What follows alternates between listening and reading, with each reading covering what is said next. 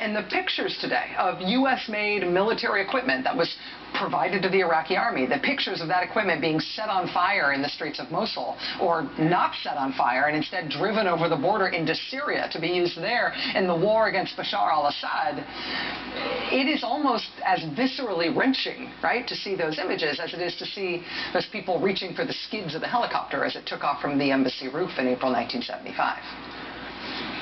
When the United States invaded Iraq in 2003 under false pretenses, the Bush administration and its supporters at the time, they played up what turned out to be false threats about the existing Iraqi government, and they aggressively played down any possible negative consequences of the U.S. invading Iraq and toppling that government.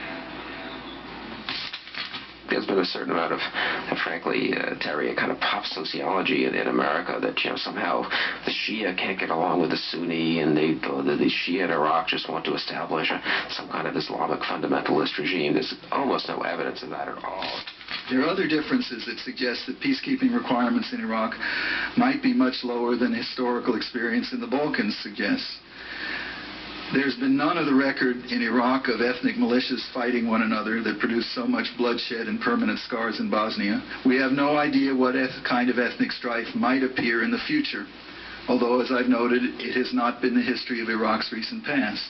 That kind of thing's never happened in Iraq, other than, Saddam gassing the Kurds and the huge Shia rebellion in the south, and the whole Saddam government and the Ba'ath Party and the army all running as a despotic Sunni tyranny over the other sectarian groups in the country, and the other sectarian groups in the country resisting with all they had.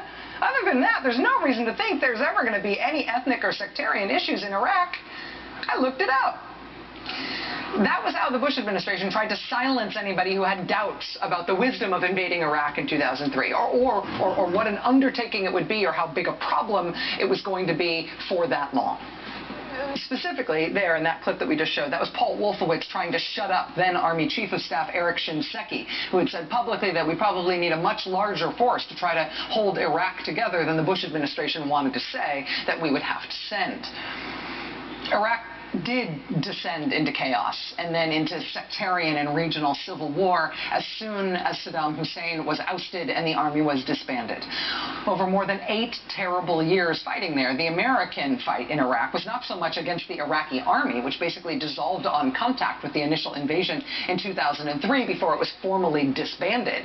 The fight was instead between Iraqi factions and terrorist groups and insurgent militia groups fighting against each other and against U.S. forces. And when U.S. forces ended their combat operations in Iraq on the timetable established by the Bush administration in 2010, and thereafter the Iraqi government would not consent to any agreement to keep U.S. forces after that point, well then U.S. forces did leave, all of them.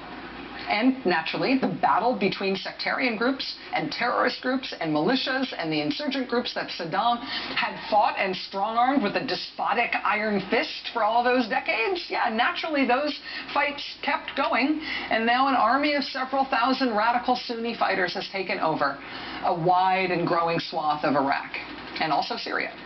And now they say they are marching to Baghdad.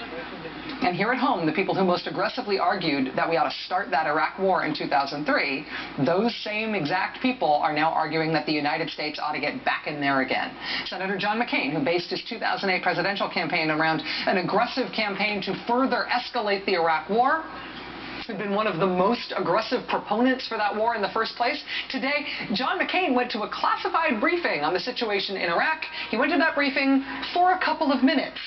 After a couple of minutes, he walked out of the briefing in order to go get back out in front of the cameras, where he demanded the resignation of President Obama's entire national security team, announced who President Obama should hire back from the good old Iraq war days to replace all of his current team, and then he called the security situation in Iraq now, quote, the greatest threat since the Cold War. The New York Times today, apparently with no self-consciousness about it whatsoever, went back to this guy for quotes about not just how terrible it is in Iraq right now, but specifically how terrible it is that the Obama administration is not sending the U.S. military back into Iraq. The guy's name is Kenneth Pollock. He authored this book you might remember from 2002, The Threatening Storm, The Case for Invading Iraq. Ken Pollock was a leading mouthpiece for the bogus Iraq weapons of mass destruction claim. That was part of his argument. The other part of his claim for why we should invade Iraq was that invading Iraq was going to be super easy and super cheap. Listen to how this guy sold it. Look, in purely economic terms, it is unimaginable that the United States would have to contribute hundreds of billions of dollars, and highly unlikely that we would have to contribute even tens of billions of dollars. He said those who argue that the United States would inevitably become the target of unhappy Iraqis generally also assume that the Iraqi population would be hostile to U.S. forces from the outset. However, the best evidence we have suggests that the Iraqi people would be pleased to be liberated. He was basically the captain of Team Wrong in 2002, Ken Pollock. But incredibly, today, the New York Times goes back to him as an Iraq expert, specifically to get his views on why it's so awful that the Obama administration is not putting the U.S. military back into Iraq again. You see, MSNBC is not always behind These the New York pictures Times. were taken the day before yesterday in Mosul, showing some of the aftermath of the Sunni militants taking over that city. You see on the ground there, on the median there, that's clothing. Those are Iraqi army uniforms that were stripped off by members of the Iraqi military. They stripped their uniforms off, left them on the street, and fled. When the U.S. invaded Iraq 11 years ago, the U.S. government at the time made a decision to disband the existing Iraqi army and instead tear that one apart and build a brand new one from scratch. And the U.S. government, U.S. taxpayers have funded that project of building a brand new Iraqi army, arming them and training them. We funded that to the tune of hundreds of billions of dollars. Remember, that was the whole strategy for why we had to stay so long. Our military is helping to train Iraqi security forces so that they can defend their people and fight the enemy on their own. Our strategy can be summed up this way. As the Iraqis stand up, we will stand down. And as I'll remind the good folks of Idaho, our strategy can be summed up this way. As the Iraqis stand up, Americans will stand down. And what that means is, as more and more Iraqis take the fight, to the few who want to disrupt the dreams of the many, that the American troops will be able to blow back.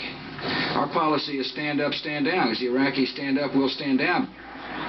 That was the political bumper sticker justification in the United States for why the Iraq War had to go on for so much longer than the American public could stand it. It was because we had to build and train up and stand up a brand new Iraqi army. Well, they are not standing up anymore.